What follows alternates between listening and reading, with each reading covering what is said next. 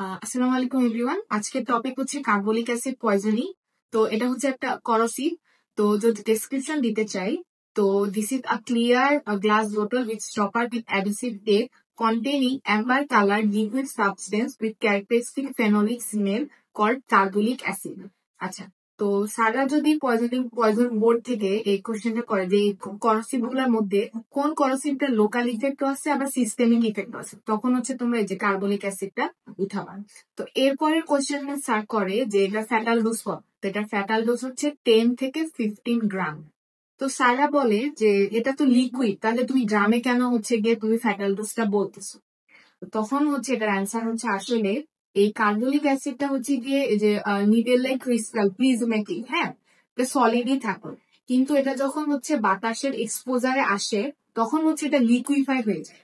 তো যার কারণে আমি কার্বলিক অ্যাসিডের ফ্যাটাল ডোজটাতে হচ্ছে গ্রামে বলতেছি, দ্যাট ইজ 10 to 15 গ্রাম।